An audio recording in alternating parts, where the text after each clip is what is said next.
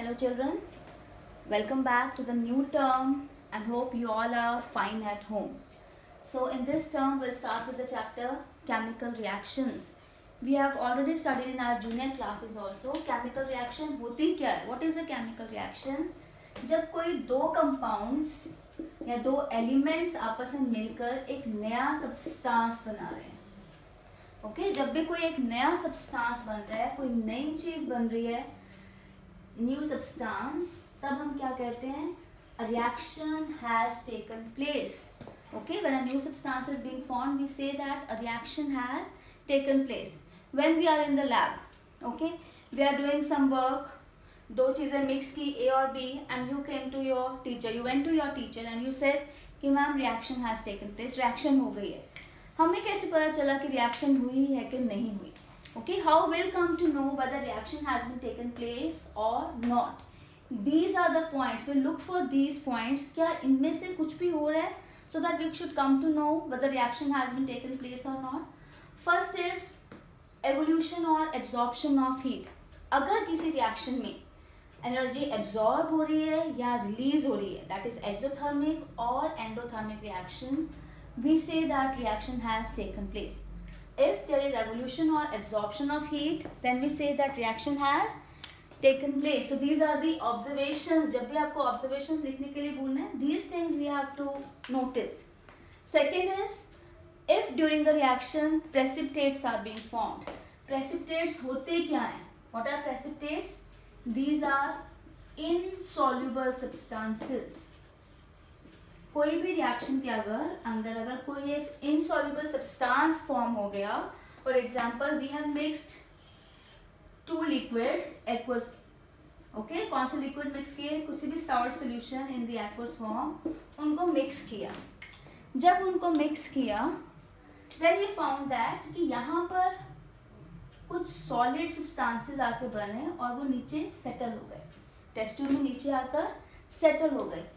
ये जो solid substance बन रहा है, जो इसके अंदर सॉल्यूशन के अंदर डिसॉल्व नहीं हुआ, उसे हम क्या कह रहे हैं? That is a precipitates. कौन सा सॉल्यूशन है ये? Aqueous solution. Third is evolution of gas. When two substances are being mixed and we see that कोई हमें ऑब्जर्वेशन आ रही है, कोई कलर्ड गैस इवॉल्व हुई या कोई हमें एफरवेसेंस दिख रही है, then we say that reaction has taken place. Change of colour, अगर दो सब्सटेंसेस मिक्स करने पर color change हो गया, then also we say that reaction has taken place. Change of state. If during a chemical reaction there is change in the state, for example carbon plus oxygen, carbon क्या है हमारे पास? solid form में, ये combine करके carbon dioxide बना रहा है. okay, carbon dioxide क्या है? gaseous form. अगर ये चीज हो रही है एक सॉलिड स्टेट से किस में कन्वर्ट हो गया? गैस में, then we say that reaction has taken place.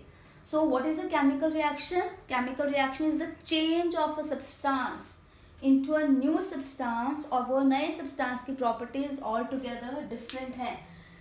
Chemical reaction कैसे पता चलेगा हमें केमिकल रिएक्शन हुई है कि नहीं हुई? क्या चीज़ें हमें देखनी है? Whether there is change in energy, क्या एवोल्यूशन और एब्जॉर्प्शन ऑफ हीट हुई है, क्या कोई प्रेसिपिटेट्स फॉर्म हुए हैं? प्रेसिपिटेट्स क्या हैं? They are insoluble substances. Precipitates are insoluble substances.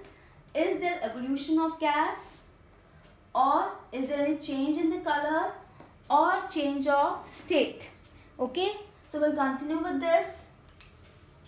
We'll deal with all these characteristics, all these observations one by one with the examples. So first is evolution or absorption of heat. जब हम क्या कह रहे हैं कि कोई reaction में heat evolve हुई है, then we say that reaction has taken place. अगर हीट इवॉल्व हो रही है, एब्जॉर्ब हो रही है, then we say that reaction has taken place. For example, when nitrogen and oxygen they combine to form NO, ऐसे ही नहीं कंबाइन हो रहे, कुछ हीट देनी पड़ती है हमें.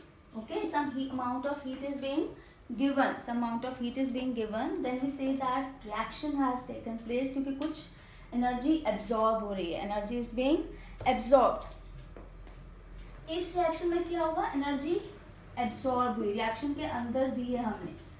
ऐसी रिएक्शंस को हम क्या बोलते हैं? Endothermic reactions. Such type of reactions are known as endothermic reactions.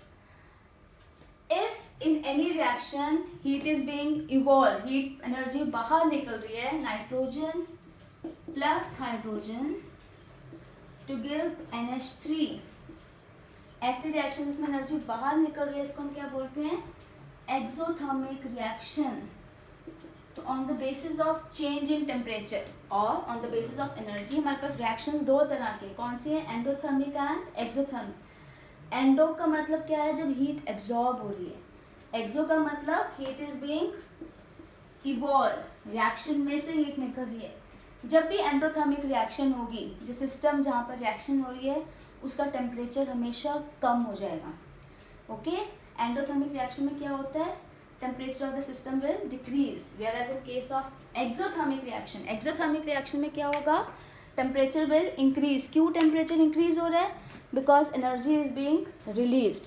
Okay, so energy, when energy is release, that reaction is known as exothermic, and when it is being absorbed, that reaction is known as endothermic reaction.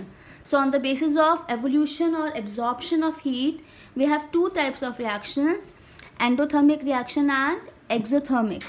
Endothermic, in which absorption of heat takes place; exothermic, in which release, evolution of heat takes place. In case of endothermic reaction, temperature of the system decreases, ठंडा हो जाएगा क्योंकि उसने सारे system की energy ले ली है reaction ने. एक्सोथर्मिक में क्योंकि एनर्जी रिलीज हो रही है तो टेम्परेचर क्या होगा? It will increase.